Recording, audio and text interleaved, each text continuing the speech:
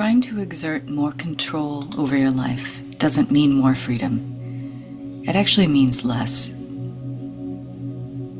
What is it that you're trying to hold together when you feel like the forces of life are tearing you apart? Is it a life you actually like? Or is it an existence that feels necessary? Could it be that once you let that guard collapse, the you that is trying to control life, that you'll have to deal with all those unloved parts of yourself in the silence of what falls away? Most of us spend our entire lives building intricate emotional safety nets, believing that the tighter we hold on to the illusion of control, the more protected we will be. But protected from what? Protected from life? Life isn't meant to be held at bay. It's meant to flow, and you with it, because you and life are the same. You have no experience of life outside of you. And it's not an either-or scenario. You're not here to be a hot mess, living life in constant crisis management. And you're not here to be a perfect version of yourself either. You're here to be a true version of yourself. The one who emerges when you stop holding your breath, when you stop bracing for impact, and you stop scanning for the next disappointment. That's not living life. That's surveillance. Take a deep breath and have some courage.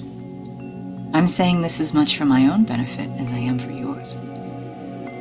So let's say you let go and reveal more of the true you. You let life flow just a little bit more than you feel comfortable with. What happens? What comes into focus? Clarity. And greater clarity always has a sidekick. Peace. But unfortunately, most of us have learned to fear that.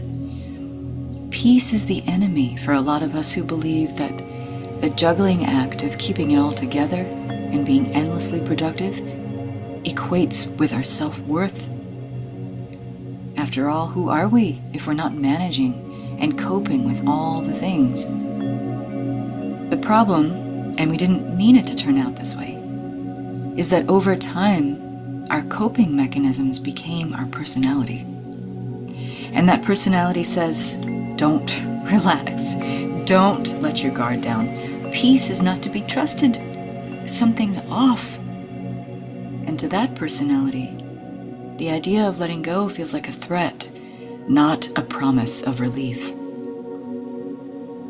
But holding on to the personality built on a lifetime of coping is costing you your well-deserved and long overdue peace.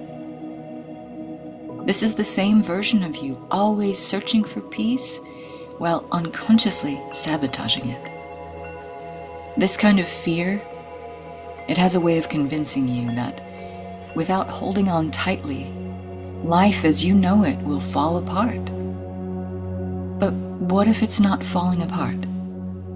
What if you're being asked to shed, to release the weight of the person you needed to be, the person who you thought needed to be everything to everybody, and in the process, abandon the one person you needed to honor and nurture the whole time?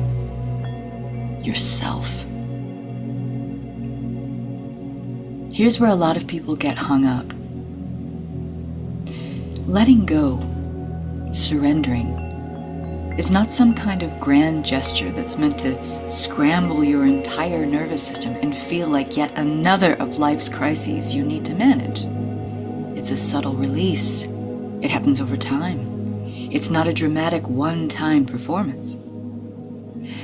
It happens once you stop pretending that a lifetime of complexity is some badge of honor or equals depth of character. And I'm calling myself out on that one. Emotional clutter and a personal productivity level that reaches critical mass every single day is not a life. It's a wake-up call. It's like finally getting the memo that the coping mechanisms you developed in an emergency became the default in non-emergencies. And in the absence of those emergencies, you didn't feel safe to be you. So you got creative, and you made some emergencies of your own. That's how crafty we are at perpetuating the illusion of control. It's a way of ensuring that we maintain this din of incessant internal and external noise so that we aren't enveloped in the silence of our own inner conflict, where we feel completely out of control. And that's why calm fills us with distrust. Ease feels lazy. Peace feels unsafe. Except when you finally relax, you surrender. You just let go. Once you decide that easy is right, you meet your real energy. The version of you that's no longer overthinking, bracing, grasping, chasing, clutching too tight, or exhausted as fuck. The version of you that's not defeated by life, but knows how to naturally flow with it. Once you stop measuring your worth by how much you can carry, it will feel off. This isn't because it's unsafe to be you. How could that be? But because you're no longer adapting, performing, or managing expectations. You just are. And that might feel new and untried, but only for now. The more you drop the old guard and live open-heartedly as the true you upgrade your emotional operating system. You teach your mind and body this new normal. And not with grandiose performative gestures, but with the subtle art of surrender, of releasing more and more of the weight you thought you had to carry when it was never yours to hold in the first place. What first might feel like a push starts to feel natural, easier, right for you. The subtle armor that used to feel so heavy, chafing and pulling at you, now starts to dissolve, and it almost feels like floating. That's called flow. That's called grace with life. That's not control. That is freedom.